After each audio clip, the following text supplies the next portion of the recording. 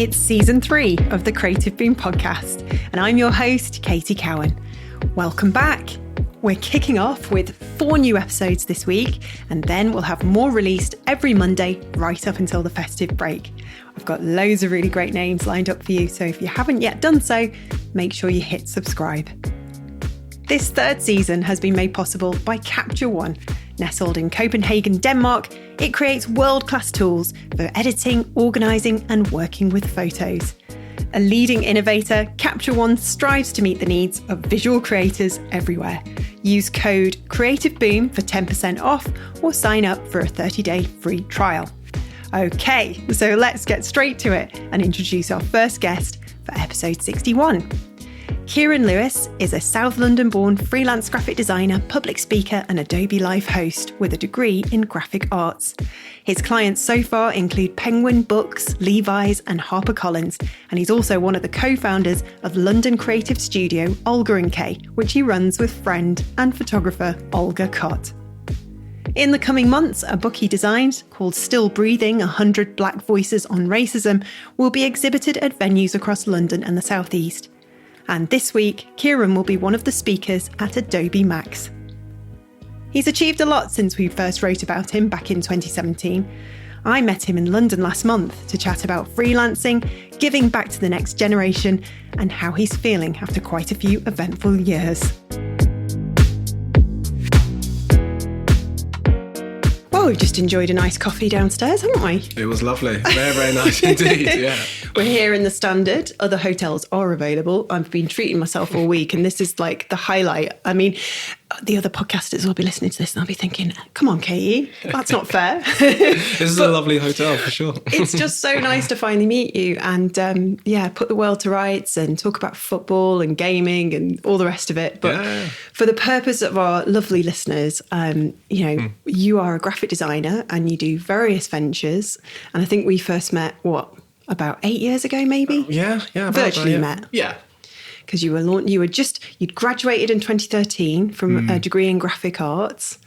How did the world feel back then? Was it? You're taking me back now. It's. I know we have to go back before we can go forward. Do you mean So I graduated 8 years ago, the world of work obviously has changed dramatically. Yeah. And even for graduates in particular. And when I graduated, I was fortunate to work in advertising. That was kind of my first kind of job role. And I guess it's that sense of nervousness, excitement, so many different emotions before you get into that space. Yeah. And obviously now I'm freelancing. It's a little bit of a different kind of scene, which is definitely more my kind of space. I was going to ask you about this because to work in-house for various people and then to sort of decide to run your own business, it feels like quite a leap at the time, but actually it's just a different way of working, a different way of getting paid. It is. And I think as well, it's once you know that experience of when you're in the working world and working with, other employers and other people, and just have an understanding of how work in its sort of spectrum works, you're able to then use that, what you've learned, into freelance. So I feel like the two's kind of worked in tangent, and now I'm able to kind of use what I've learned to apply it to freelance career. Definitely. I think it did help me massively working at an agency before I went freelance. And actually I wish I'd kind of spent a bit more time working in-house, because I would have been able to sort of, learn the ropes of running a business. I was just a junior when I was doing that, and I didn't know about, putting together pitches or what an account was worth. And I think the things I took away from that experience was dealing with people.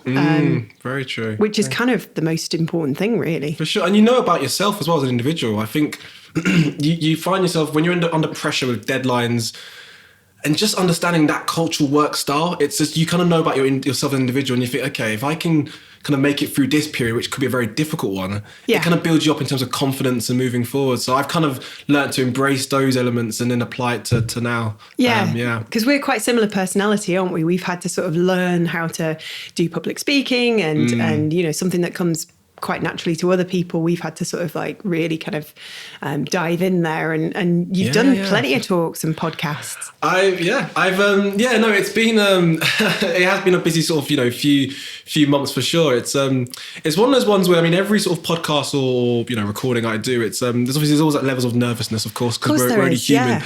But I find myself using that part of my brain where I'm almost like thriving off that energy of, okay, this is a nervous experience, but actually it feels like an adrenaline as well. And Yeah. it's amazing to share, to speak to other, platforms like yourselves. So for me, it's just, I'm enjoying every single thing that I get, that comes kind of my way. Just embracing it. I think it's like that with freelancing or with anything in life, but we can only sort of share our collective experience of running our own ventures. But every year delivers like a different lesson or a challenge. And it's nice to look back, isn't it? It's like going down a slide that you didn't dare go on. Oh, definitely. And then looking back up at it and going, oh gosh, I did that. Amazing, for sure. Like, I couldn't agree more, for sure. Yeah. So you graduated in 2013, but you didn't start in graphic arts, did you? You actually were going down a game design route? Yeah, that was, we sort of touched on this even when we were having our little catch up about gaming.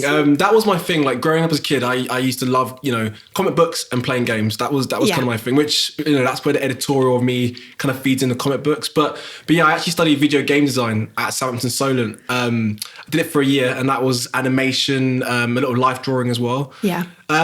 Which was interesting, and I enjoyed it. But when it's just, you find yourself when you're in a career or a course, I should say, and you're thinking, okay, I'm interested in it, but is it really me? Is it really what I want to be doing kind of moving forward? And I've kind of found out maybe halfway through the course, it's not really me, as much as I was enjoying it. And I could have just seen it through, but my brain was telling me, graphic design is more, which I actually did do in college. I actually did graphic design in college.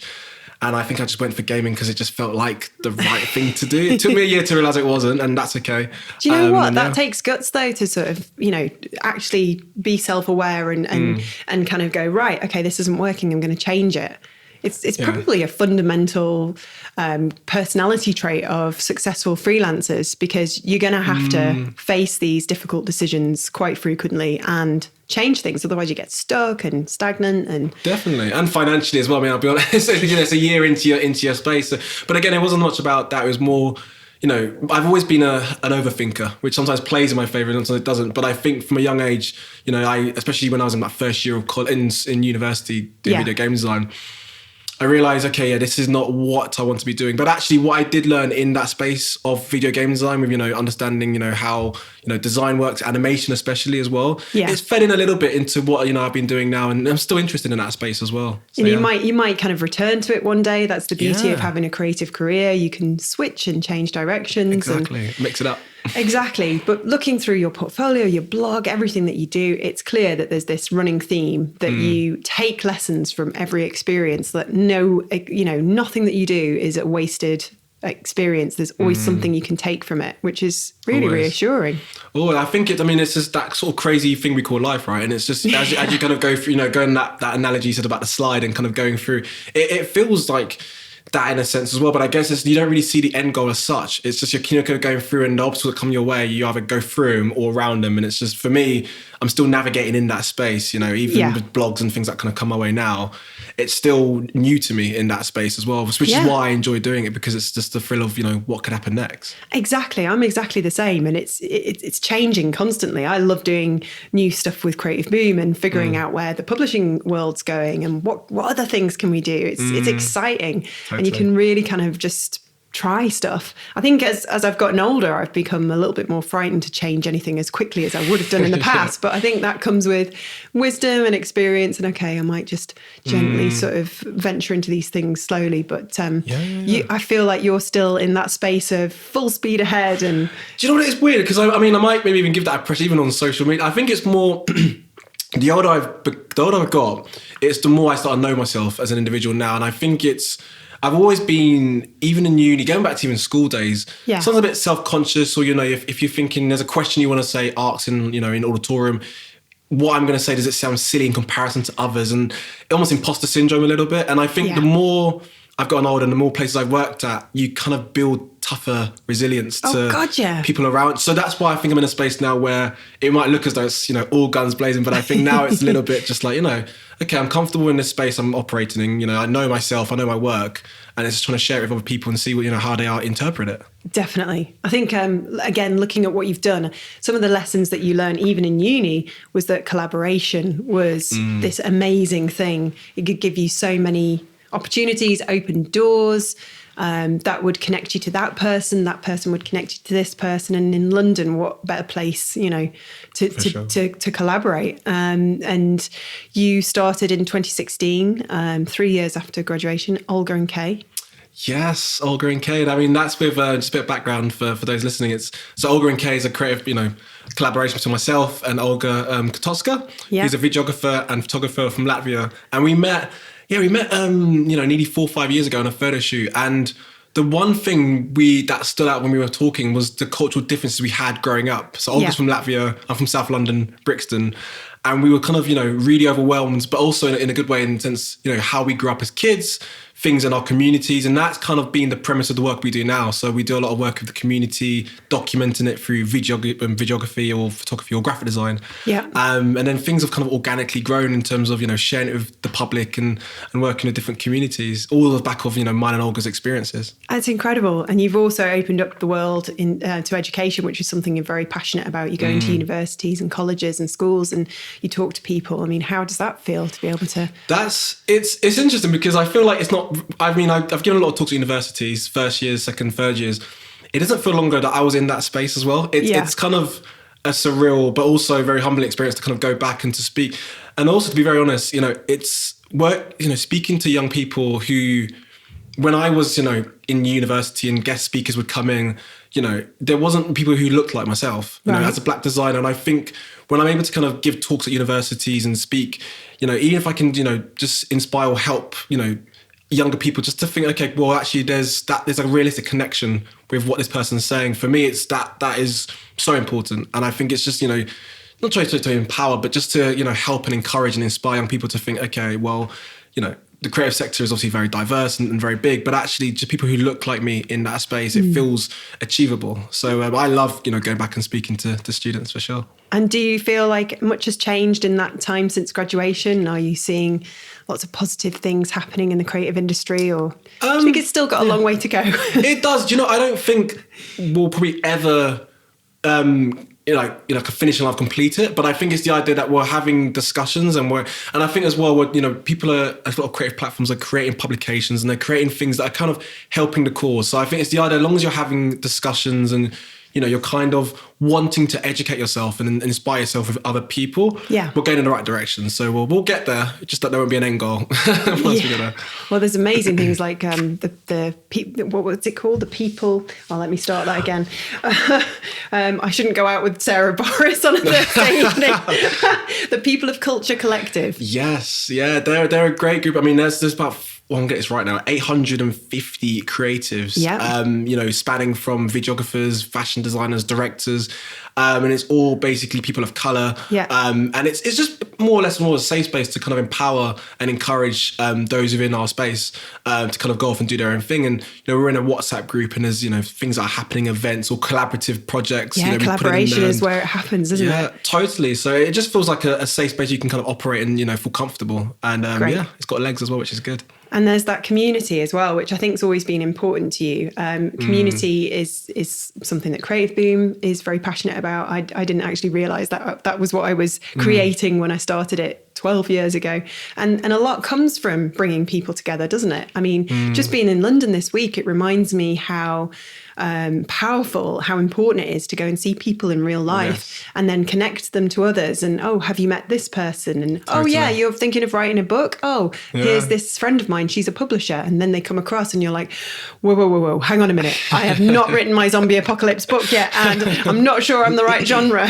but then it's really nice. And you're one of these, what I like to call, you're kind of like the glue. You bring people together. And that's a really nice trait to have, because so much comes out of that, doesn't it? Totally. And I think you like I said, going back before, you learn about yourself, but also it's the world's too big just to kind of stay in your own bubble, tunnel vision. You kind of, and especially with recently with pandemic and lockdown, and people have had a time to reflect, digest. And I think now that we're the doors open a bit more in terms of COVID and whatnot, it allows you to kind of go out there to network. And obviously, like me and you meeting today, it's we've known each other for so long, but online, nice. And it's nice to actually have a coffee and it's like a real person. It's cool. I completely forgot to say, are we hugging as well? And just went in for the kill.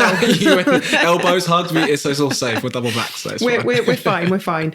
And then all these things that have come from all these self-initiated projects that you've done have led to the next thing and to the next thing. And it's really helpful for anybody who's just graduated listening to this to know that if you just do something a little bit extra and put yourself out there and not be afraid to put yourself forward for interviews and even public speaking and podcasts, it's this momentum that builds. And Totally. Last night, I mean, you stood me up for Adobe. I mean, when you say it like that, it's so absolutely, it was Oh, I love it. And you're doing Adobe Live, you're an ambassador for them. It's just fantastic to see. And all in the space of, since 2013, feels like it could be a long time, but actually it's only a short amount of time, isn't it, that's passed? And so much has happened in your career. It's snowballed. I mean, it's been, obviously, when I'm very keen. I'm always been one of those guys to think, as long as you're proactive in this space, things will happen, right? And I think, you're nice to people are nice back to you. It's those elements where, and you're active and you want to collaborate. And when you mention like Adobe, it's even hearing you say that, it's like, okay, yeah, that's pretty crazy, because that is. But I think it's just been things that have organically just happened, and I've kind of just learned to just embrace it. And of embrace course, the opportunities. Totally. Obviously, nerves happen, but that's human, right? So I mean, I get nervous when we do like Adobe Live or things like that. Me too. But it's all good. Yeah, I've done an Adobe thing. You're not the only cool person in the room. I'm even nervous doing the podcast now. But again, I had my coffee. I feel a bit more laxed, and it's quite chilled now. We had a nice chat downstairs, but I think this is where I now, spectacularly roll out the banter, the bants. So does this resilience that you've built come from being an Arsenal fan? Oh, you put that in there. For any Arsenal fans listening, they're thinking, oh, why did he even mention Arsenal fans? Well, I'm a Man City fan, so I've got Well, it's been an eventful period, and that's for sure. But yeah, I'm kind of banned from watching Arsenal in a house, because I turn a bit almost caveman-like if it's an intense game. So yeah, resilience is something as every Arsenal fan has to kind of go through, that's for sure. And are there any other creative people in your family, or are you the only one that's ventured into this space? So both my parents work in law, and my sister's actually studying law at City of London. So it's quite a law orientated family. I think from a very young age, especially my mum, she could kind of see that, okay, he's into that creative space. And like I said, I like comic books growing up, and I would even, going to geek out now, but I'd almost collect the Simpson comic books when I was a kid. I would cut them out, and I used to love them. Do you know what? They're in a shed at my mum's house somewhere. I have to get them under the desk somewhere. You'll have to get them out and do some kind of little side project. And I love that. Bring them back. And then sort of re-sketch them or something, or do something interesting, or animate them, or whatever. On that, I mean, I used to get in trouble at school because I used to draw like so many basically Simpson characters on my school books, and I used to great work, Kieron, but stop drawing cartoons on your books, because that was just the norm for me growing up. Oh really? Yeah. Oh gosh. And so what were you like in school? Were you the good kid, or? That's a good question. What was I like in school? Got you back. Yeah. For those listening, thinking, I remember him in school. He was nothing like that. Do you know what? I was that kid in school where I was quite wanting to do my work, get things done, quite on it. But also I like playing football. I was quite sporty as well. Yeah. So I guess, going to school in South London, it was a good school, but also quite tough in the sense of the different people that you're mixing with, which for me was a good thing. You learn a lot about yourself. Yeah, definitely. So school days for me was great. I had fun with it, for sure. Yeah. And then you sort of went to college and you did something creative at college, and then the rest is history. So what have you found in freelancing? Because you have always been very honest with other people about the highs and lows and what you call the truths of freelancing. Yeah. I mean, what have you found to be the kind of the biggest surprises in running a business? That's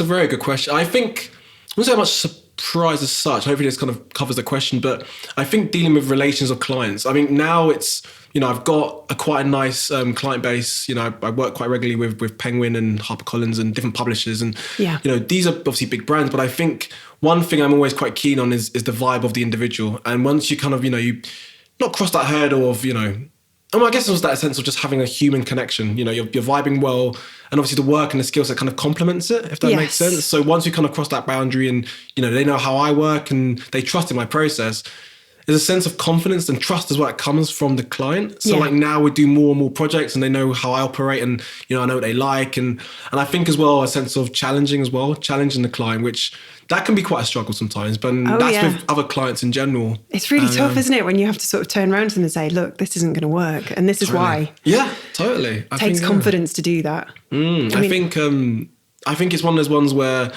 it comes with time. I think the more things you do, the more that you know about yourself, it's okay. Is it a time now to kind of speak up? Is it a time to just sit back and listen for a bit? It's okay just to stop talking and just listen. I think that's important too. Yeah, definitely. Listen and know when to speak up. Speaking up is something that we have to learn as well, isn't it?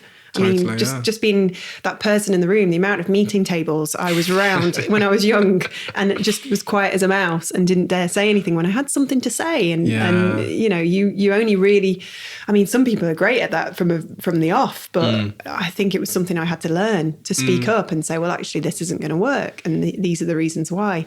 But it's also about having those tough conversations about money. I hate talking about money or chasing them. Yeah. That is, again, for those freelancers in the listening, and it's almost like a taboo / catch-22 weird kind of thing.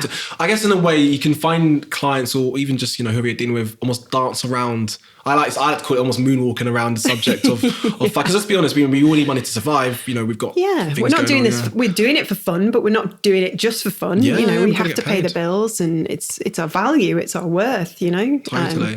And you have to have those conversations. Do you have somebody chase the bills for you, or do you do what I do and make someone up?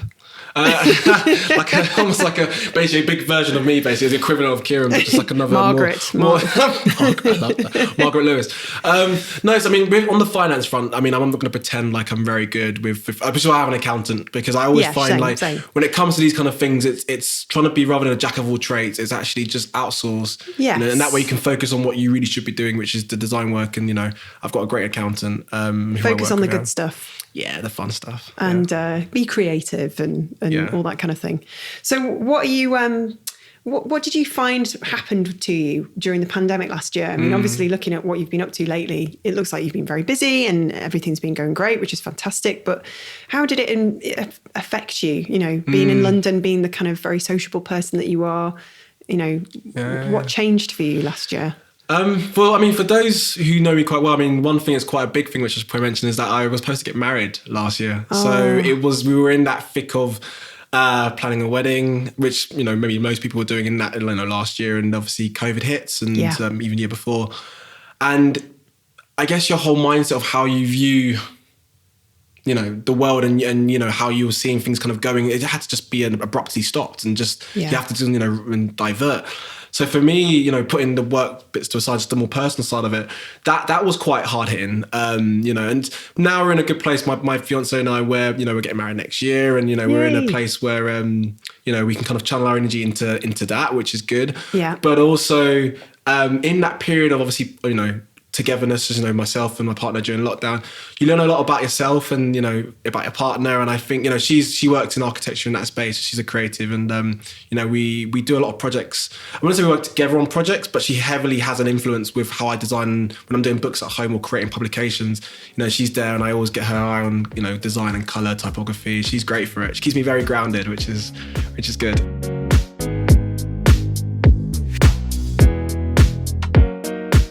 We're taking a short break to thank once again our sponsor for season 3 of the Creative Boom podcast. Capture One is one of the most powerful photo editing softwares out there. It creates world-class tools that keep your photography ahead of the game. With powerful editing features, unmatched colour handling, and the industry's fastest tethered shooting, it offers the ultimate seamless workflow for creatives, both in and outside of the studio. Use the code CreativeBoom to get a 10% discount on Capture One and start taking your photography to the next level. Now, back to Kieron. And you got a projector during lockdown? We got a projector, yeah, I love that. I don't know if that'll come in the comments, I love that. We got a projector to watch the Arsenal games, yeah. Oh yeah, to watch it, unfold tragically on a bigger screen. Thanks for mentioning that. Well, at least Man City will look amazing. Brilliant, yeah, all shiny on our wall. I love that. I am a bit worried about Ronaldo though this season. I'm like, are we going to be toppled off? Is Man United going to make a comeback? Just what Man United fans needed, more confidence by having Ronaldo in there. I always thought He's a great player. He's a great player. And I've got a lot of friends who, I mean, there's a lot of banter that comes out with my mates and I, and obviously we've got a lot of different, a lot of different friends who support different teams. Arsenal seems to be the hot topic, I think, with any... it really is. I get it. It's Arsenal, right? So, yeah, I mean, we're great. great. That's why you talk about us, right? Well, I was telling you this morning that my brother is a massive fan because he sort of got into them in their glory days with all the classic players, and now it's just really good fun giving him loads of... Brilliant. His podcast is going so well now. You couldn't even... Sorry. And you also play FIFA. Do you put that in the projector, or is that in the posh TV room? That is in the TV room. I love that. It's my office / my sort of chill zone. Nice. Yeah, so I do actively play a lot of... It's funny because people say, oh, you're very busy with a lot of projects, but I am. But I do find time to play a bit of games and to detail. I mean, it's Friday night tonight. I'm going to play some FIFA. And do you put your pajamas on? Is that a thing? Or I'm overtelling that. I mean, I've got my gym jams and like casual, hoodie, and you just feel comfortable. I mean, when I have like Zoom calls with clients, obviously it's weird. I think obviously I'm more relaxed, I guess, in my approach. I mean, I wouldn't just rock up in a hoodie. I keep some level of professionalism, but I think it's more, I'm just comfortable now. So the days of thinking I have to wear a shirt on a Zoom, I don't always. And I read that on LinkedIn about that recently, about is it okay to wear a hoodie during like a Zoom conference call? That's why, I mean, if you We're creatives. I mean, this is one of the reasons why I went into this field, because I could dress a bit more cash. Well, like a bow tie, and it's like a spinning bow tie. Would you know that would be amazing. Sets the tone early on, doesn't it? I was telling you before, when I came to London, it always gives me a bit of, it gives me a bit of anxiety because everybody's so well dressed, or they certainly are in this hotel. And I'm like, I need to up my game. Maybe I'll buy I actually genuinely thought this. Maybe I'll buy a tweed jacket.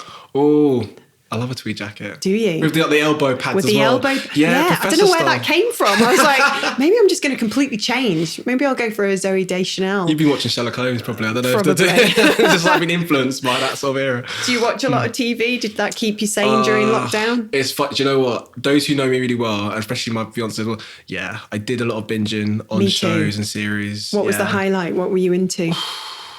What have I been watching? Did you watch that? What was he called? Joey, the Tiger King. Yeah, of course. Yeah. Oh my goodness me. Mental, wasn't it? That was crazy. I can't believe I just dug that out. That was like ages ago. That was the deepest parts of my brain now. I had to think about that for. Yeah. That was brilliant. That was just how the other half live, isn't it? Yeah, definitely. So what are you into? Are you into murders and am I into murders? Thrillers? Do you know, I like shows that kind of, it's to kind of makes you think. Thrillers, I do. Things that touch on human behaviour. Yeah. Like I think Clickbait was one recently. Oh, I've not seen that. I mean, the acting's not that great. Not great, but the narrative, the story was just like, okay, yeah, I can dig it. And for me, once I'm like 2 episodes in, it's like, I'm hooked. Yes. Like, you ain't getting me out of that. That's like a solid 3-4 hour binge. That's not healthy. I don't think it's unhealthy when you work in the creative industries, because you'll get ideas. I'm justifying it. You'll get ideas. Very true. I mean, when I'm playing Red Dead online, I'm going around picking herbs. I'm learning how to craft. Yeah. Playing FIFA, I can relate. Exactly. We argue over the PlayStation now. Like Tom wants to play FIFA and I want to play Red Dead, and we have to we're like children. We're like, okay, you go on, you play FIFA before dinner. I'll get the food going, and then I'll play for half an hour after. Is that all right? That's and he's like, sure. Plan. Yeah, okay. So we compromise and we take it in turns to cook. You like to cook, don't you? I do love to cook. Do you know what? I need to come up. I do yes, I do like to cook. We've got a lot of cookbooks in the house, so we've been experimenting with a lot of different dishes, and yeah. Are you having a dinner party tonight, did you say? We are. What's today? Today's Friday. No, tonight we're going out for friends, but tomorrow we've got some friends coming over, and it's nice because now, we can have friends. Obviously, so we bought a place in November. Yes, and congratulations. Thank you. We were doing it up during Christmas period, so lockdown for us was a lot of painting, and then obviously now friends can come over, because lockdown's lifted. It's just nice to have dinner parties, and Oh my goodness, yeah. Music's playing, and you just glass of wine, and you're just vibing out with friends. Very sophisticated. Do you like candles? What's? No. I say that's sophisticated. It's just like it's like almost like a skins party. No, it's not as crazy as that. It's I think beer it's more pong at the end of the day. That's a good idea, actually. I think it's more like when you have. For me, I love to cook, but I think it's more when I've got time to plan as well. Like we got, we're going to go out tomorrow, get some nice food. Go to a market. Just do it, and just you got time. We've got some board games as well. Like I love that. I'm a big board game fan as well. Same. Yeah. So what are you playing at the moment, or do you just go to classics? What do we go? Do you know Okay, bit of a geeking out moment now. I'm massive into Scrabble. I love Scrabble. Oh, I love Scrabble. Yeah, we should play. We should, yeah. I wish we had more time. I love Scrabble. That is my go-to. So are you good at it though? Or is it... I'm okay. I don't want to pretend like... I mean, I got it on the phone as well. I want to know what I'm up against, that's all. Set the tone earlier. I've actually got it on my mobile phone and I mean, I was playing so much of that during Christmas actually online. It's, I love games. And also, a quite popular game which most people play is Cards Against Humanity. Yeah, we've set the tone early on. It's crude. Brilliant. But it's good. Very crude. It's a brilliant icebreaker for when you need to bring, you know, people that might not necessarily get on very well, bring them together. And then soon enough, you know, sure enough, they're laughing their heads off, you know. I mean, gosh, I played it with somebody who's in their 70s and they were like, they were going, what? They did what? But you, like, I guess, like, you know as well, like you mentioned a really good point, like when it's with strangers or someone you just maybe just met or someone's partner who you don't know. Yeah. You're able to kind of like get a sense of their character as well, and like what do they find funny as well. I think, like you said, it's a good icebreaker because you kind of think, okay, who am I with? You know, who's in my space right now? And if they're laughing at something I've put down, it's like, okay, cool, we can vibe well. It's not uncomfortable now. So we've gotten past that awkwardness. Everybody just relaxes because that is the thing, isn't it? We're sort of going back out into the real world and we're having to sort of meet people again. And I was saying to you before, you know, I've just been bumbling around London all week, not really knowing how to behave anymore. And it's so funny when you start talking to other people at these events, they're like, oh my God, I'm the same. I keep tripping up over things. I'd walked into a wall the other day and I just keep forgetting how to be with other people. And you're right. It's just that icebreaker that gets us all together. Totally. And I'm really into cooperative games at the moment. So I'm going to properly out geek you. Go for it. And there's this one called, I think it's called Forbidden Island or something like that. And you have to play it together. Okay. And the whole premise is that you've got to stop your treasures from sinking and get as much treasures back out of, and get as many players out on a helicopter out before the whole thing sinks. Oh, okay. It's so nice to play. Awesome. Yeah, I play it in the camper van, eating chocolate and, you know, swinging my feet happily and just, you know, and just, I love it. I love games. And then Scrabble, you'd easily beat me because my brain just freezes. I'm like coming out with things like door. How many is that? 4? It's weird because like do you know what it is? I'm gonna definitely geek out. It's more, I try not to.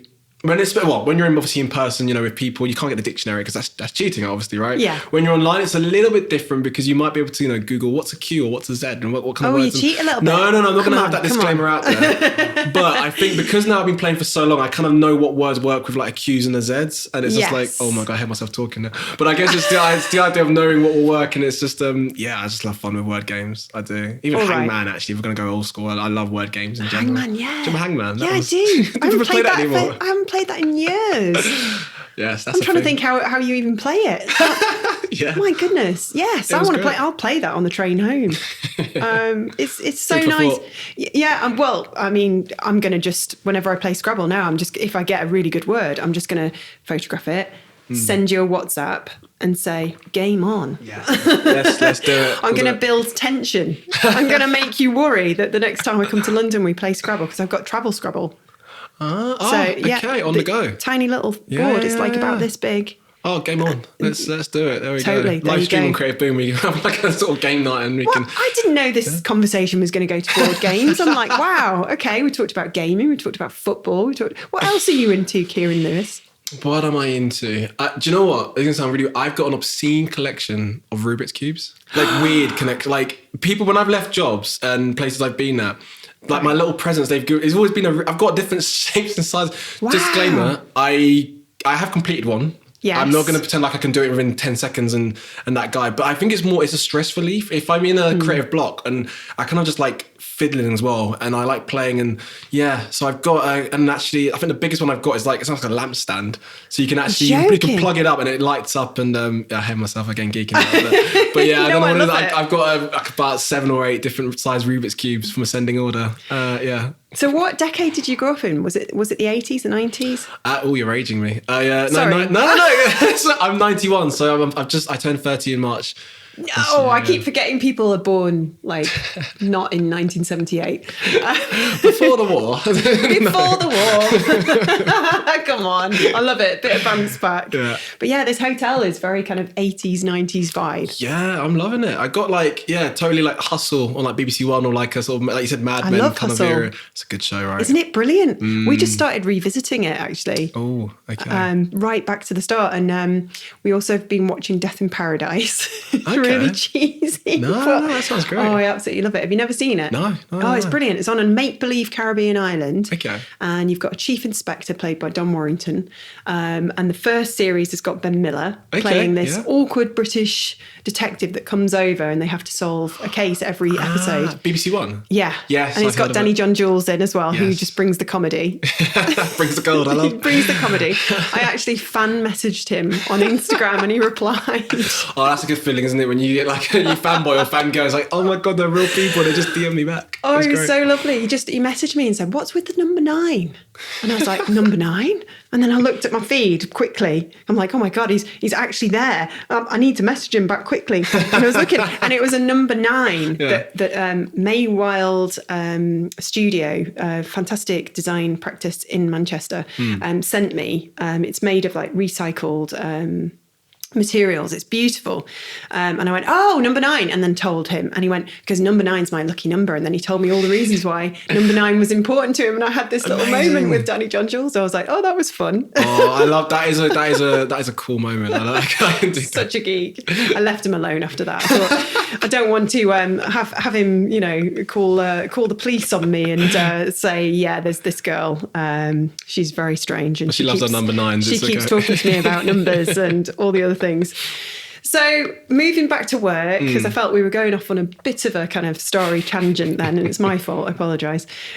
You've done kind of a lot of publishing yourself. You did a magazine in university. I think it was called, help me out here, Plug. Plug magazine, yeah. Plug. We're going back. Yeah. I love that. That was, it was a mixture of paper and blogging. So documenting, and that was great name. Again, it was 4 friends of mine, and we lived together as well, which was good. Well, 3 of us lived together, and it was nice because that was like a project where you're doing it not because the lecturers are kind of giving you a project to do, it's just doing off your own back. Yes. And when you're doing it with friends as well, I mean, I guess that was kind of maybe my insight into kind of starting a project like that based on, just doing it because you want to and learning skills on the go. Yeah. That was fun. Yeah, that was cool. Yeah, it's one of those things that, I didn't realise when I was a kid, when I was growing up, when I was in my 20s, I say when I was a kid, just doing some sort of like little side thing is just wonderful. It just opens up this entire world. And then you went on to do Touch Magazine, which was your second sort of dive into publishing. And from that learned loads of lessons and then did something amazing with Olga where you helped the homeless. Yeah, so that was with Touch Max. So that was with another charity, a charity called Homeless Heroes Aids. Yes. That specialises in helping veterans who are homeless, kind of get back on track. And I mean, that was an amazing experience. We just as an overview, we went around in parts of London. Yeah. And we spoke to those who are homeless. And obviously with the permission, we recorded and we recorded their voice, got some photographs, and we kind of had those stories documented in print.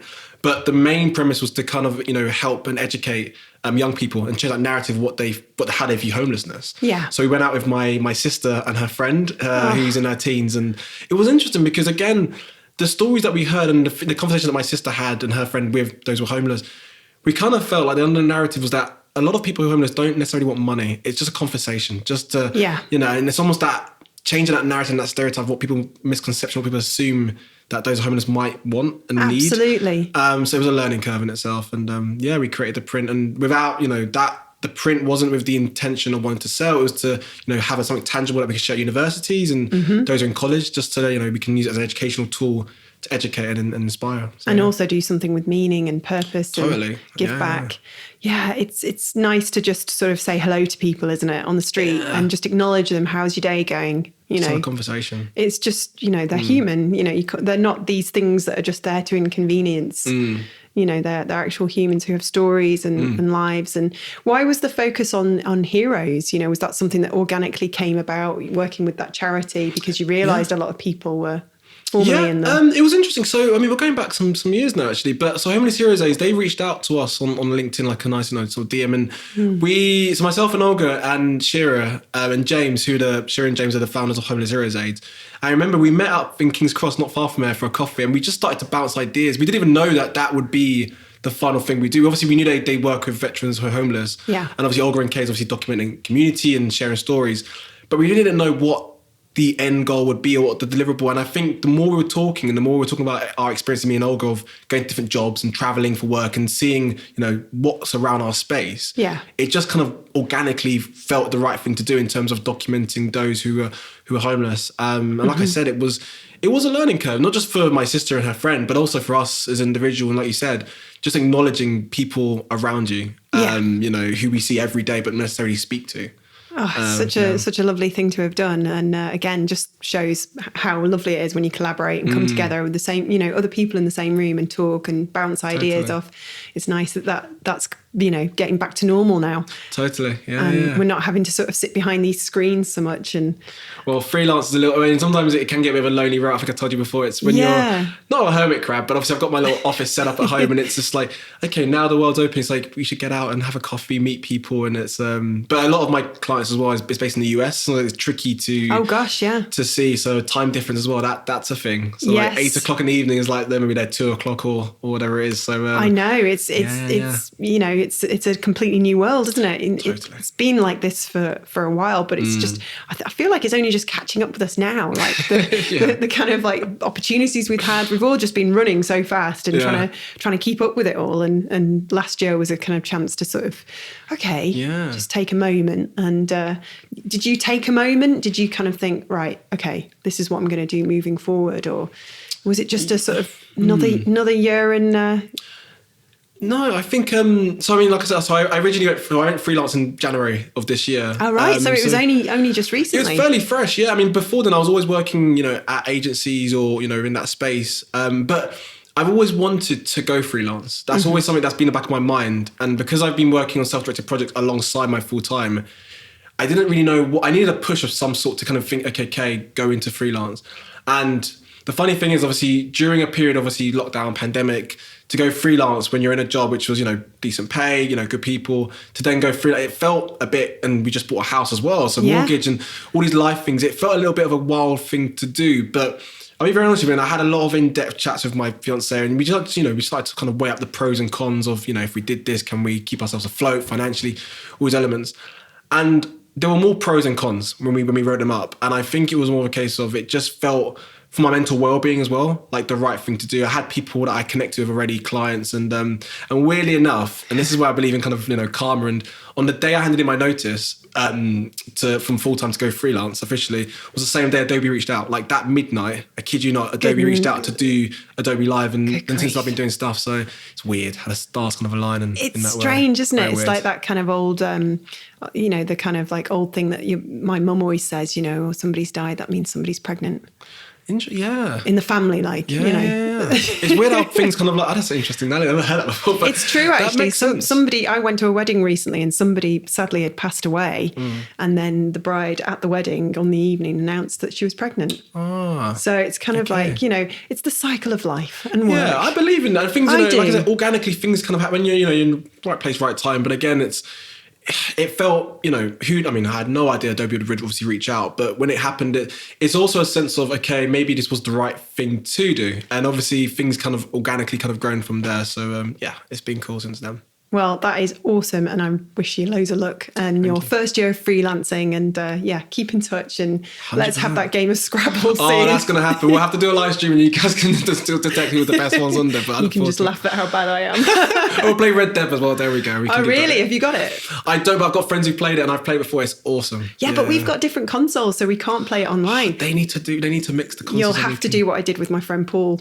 Yeah, you'll have to watch me play Red Dead on Twitch. Yeah. Twitch, is it? Yeah, Twitch. Yeah. Oh God, I'm so old. And then FaceTime me and tell me where I'm going wrong. We'll do 2 games, one on Scrabble, one on Red Dead, and then there we go. It's a fair battlefield. To find out more about Kieron Lewis, visit our show notes at creativeboom.com/podcast. That's where you can also subscribe and enjoy fresh episodes from us every week. Also, I'd love to hear what you think. Please do leave us a review or say hello on social media @CreativeBoom. Thanks again to our sponsor, Capture One. Nestled in Copenhagen, Denmark, it creates world-class tools for editing, organising and working with photos. Want to test the software? Simply use the code CreativeBoom for 10% off or sign up for a 30-day free trial. Next time, I'll be speaking to Gail Anderson, the award-winning American graphic designer, writer and educator renowned for her typographic works, hand lettering and poster design.